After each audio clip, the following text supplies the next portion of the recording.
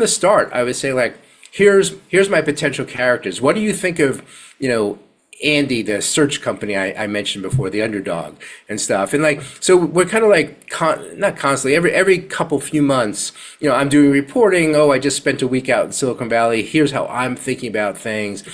She really pushed me to include some of my own story in it. I've been covering this since the mid 1990s and really wanted me to like, okay, you've been writing about this for 25 plus years.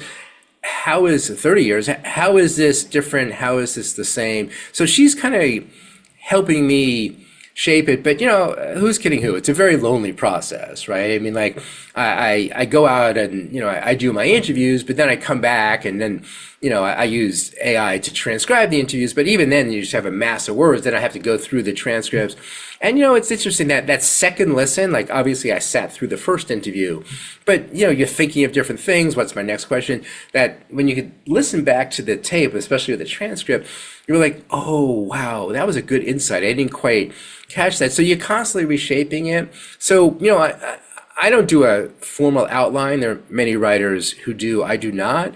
But I have a very clear idea. I have all these index cards on my wall, and kind of chapter one, history. I want to have these characters. Marvin Minsky. I kind of like, what characters do I have there? What do I want to say in that chapter? Chapter two, let's introduce Reid Hoffman as a character. That was one of those chapters where Reid has a very interesting life. I mean, not only is he co-founder of LinkedIn, but the first money with two others in Facebook. So the $37,500 he invested in Facebook when it went public was worth 400 million. He leaves LinkedIn, finds a CEO to take over, becomes a venture capitalist.